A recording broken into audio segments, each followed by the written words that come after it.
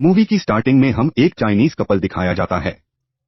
दोनों ही काफी सीरियस और उदास से लिख रहे होते हैं क्योंकि ये लोग अभी नए नए कनाडा शिफ्ट हुए हैं तो शायद इन्हें सेटल होने के लिए थोड़ा सा वक्त चाहिए। आदमी जॉब पर जाता है और लेडी घर के काम करती है। यहाँ लेडी अपने हस्बैंड के लिए मॉल्स बना रही होती हैं। ये चाइनीज डिश है जिसे पाव भी कहा जाता है। ये इस मूवी के मेन कैरेक्टर का भी नाम है। अब यहाँ पर ये लेडी भाव बनाकर यानी मॉल्स बनाकर अपने हस्बैंड के सामने लाती है। वो ऑफिस से लेट हो रहे होते हैं तो जल्द ऐसे कुछ पावस खा के चले जाते हैं और अब जब्त की हुई लेडी वो पाव यानी मोमो खाने लगती है तो एकदम उसे कुछ फील होता है और वो उसी वक्त उसको खाने से रोक लेती है। जो वो लेडी पाव को अपने मुंह से बाहर ही थूकती है तो वह एक कटोरी में जाकर गिरता है यानी एक किस्म की बास्केट में जिसमें वो खाना लाई थी उसमें तो जैसे जाना चाहती है। उसके छोटे छोटे हाथ और पाव निकल आते हैं और लगता है बिल्कुल छोटे बच्चों की तरह, लेकिन साथ ही वह खुश हो जाता है जैसे वो उस लेडी को अपनी मां मानने लगा हो और उसके फेस के साथ अपना फेस रेप करने लगता है जैसे छोटे बच्चे अपनी मामों के साथ करते हैं। इस लेडी की भी कोई बच्ची नहीं होती तो वो इस पाव को यानी एक मोमो को अपना बेटा बना लेती है। वो बिल्कुल इसके साथ इसी तरह रहने लगती है जैसे कोई अपने बच्चों के साथ रहता है, इसका ख्याल रखती है, इससे इतना ज्यादा प्यार करती है जैसे ये वाकई इसी का बेटा हो और साथ ही साथ वो पाव को बड़ा होते देख के काफी खुश होती थी। इवेंट में उसकी हाइट भी मैं असुर किया करती थी। यहाँ तक कि वो लेडी पाव को खुद फीड करती थी और जब कभी उसने बाहर बाजार या मार्केट जाना होता तो वो कभी भी भावों को अकेला घर नहीं छोड़ती थी बल्कि हर टाइम उसे अपने साथ रखती थी। अब एक दिन लेडी और पावर प्लान करती है कि वो मार्केट जाएंगे, कुछ स्वीट्स खाएंगे। अब इस दिन के लोग बहुत एंजॉय करते हैं। बालों को भी अभी ये लेडी यानी अपनी बहुत अच्छी लगने लगी थीं और इनकी बॉन्डिंग काफी मजबूत हो चुकी थी। अब जैसे जैसे बड़ा हो रहा था लेडी कोई चीज की फिक्र थी कि वो मैदे से बना है और काफी वीक है। वो अक्सर भागते भागते गिर जाता था या मेट होने लगता था। अगर उसे कोई चीज लग जाती है तो उसकी शेप खराब हो जाती। इसलिए वो लेडी कोशिश की थी कि वो हर टाइम उसके साथ ही रहे और हमेशा उसको ठीक करती रहती थी। इसलिए वो कहती थी कि वो उसके साथ एक्सरसाइज भी करें और योगा करने में भी चाहिए ताकि वो अपनी शेप में रहें।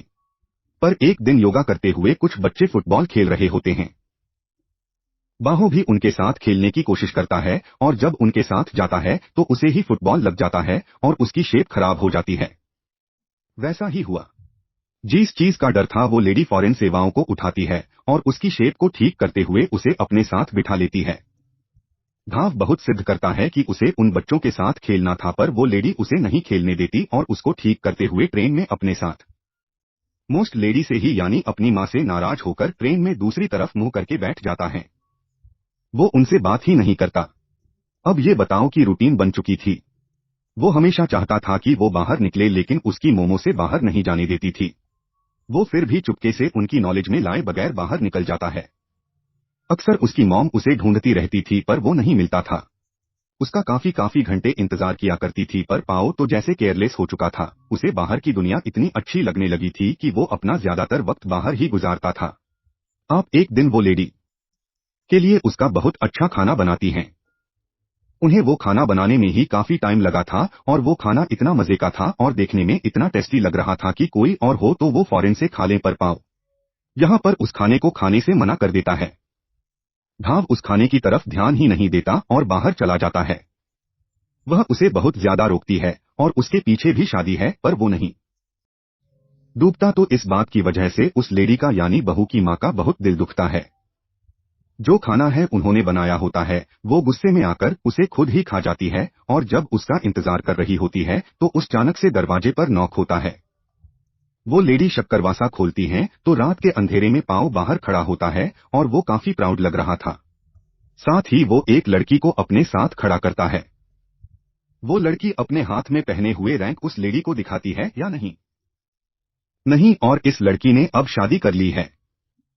बिना इस लेडी को बताएं इस चीज का इसे बहुत दुख होता है। क्या आज तक की अबाउट से अच्छी रहती है लेकिन वह उन्हें क्या सलाह दिया। पाव बताता है कि वो यहाँ पर किस लिए आया था। वो अपनी माँ यूनुस लेडीज से कहता है कि मैं यहाँ पे अपनी बीवी को दिखाने आया था और आप अपना सामान लेके यहाँ से जा रहा हूँ। पाओ अपना सारा सामान पैक करता है और अपनी बीवी के साथ वहाँ से जाने लगता है पर लेडी को बहुत गुस्सा आता है। बंद कर देती है और कहती है नहीं पाओ, अब तुम नहीं जाओगे, तुम हमेशा उनसे बदतमीजी करते आए हो पर अपनी माँ को तो छोड़ के मत जाओ ना, मैं तुमसे कितना प्यार करती हूँ पर पाओ। उनकी एक नहीं सुनता और बाहर जाने वाला होता है तो वो लेडी गुस्से में आकर उसे खा जाती है।